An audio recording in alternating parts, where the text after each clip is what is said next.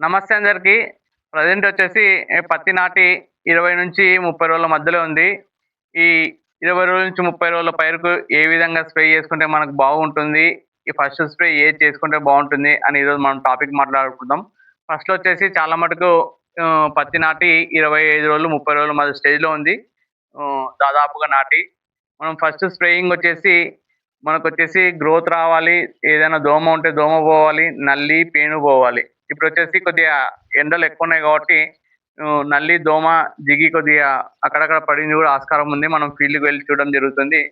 పేను, దోమ ఉన్నాయి. పచ్చ దోమ అవన్నీ. దానికోసం వచ్చేసి మనం లాస్ట్ గత 3, 4 ఇయర్స్ నుంచి చేయడం జరుగుతుంది. మన సూపర్ 7 అనే ప్రోడక్ట్ ఫస్ట్ రౌండ్ నుంచి మనం స్ప్రే చేసుకోవడం వల్ల సైడ్ బ్రాంచెస్ ఎక్కువగా రావడం జరుగుతుంది. ఈ సూపర్ 7 స్ప్రే చేసుకోవడం వల్ల తెల్లదోమ, పచ్చదోమ, నల్లి, పేను పోతుంది. మళ్ళీ సైడ్ బ్రాంచెస్ కూడా హెవీగా రావడానికి ఆస్కారం ఉంటుంది. హెవీగా వస్తాయి బ్రాంచెస్. చిన్న స్టేజ్‌లో నుంచి మనకు సైడ్ బ్రాంచెస్ ఫంగల్ బాగా పోయి మంచిగా రావడానికి ఆస్కారం ఉంటుంది.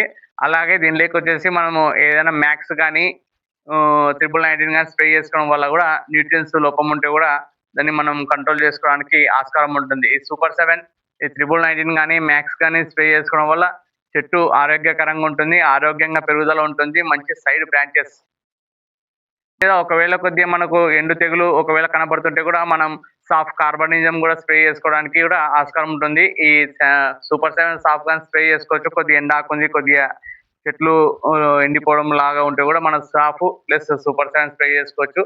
లేదా సాఫ్, సూపర్ 7 మరియు సూపర్ 7 మ్యాక్స్ స్ప్రే చేసుకోవచ్చు. లేదా న్యూట్రియన్స్ లోపం ఉంది, కొద్దిగా చెట్టు కొద్దిగా అన్ని ఉంటే కూడా 1919 స్ప్రే చేసుకోవచ్చు. ఈ సూపర్ 7 1919 స్ప్రే చేసుకోవడం వల్ల చెట్టు ఎక్కడన్నా గానీ కొంచెం హెచ్చు తగులుంటే కూడా మనకు లెవెల్‌గా రావడానికి సూపర్ 7 1919 స్ప్రే చేసుకుంటే ఒక లైన్‌లోకి రావడానికి ఆస్కారం ఉంటుంది. Thank you.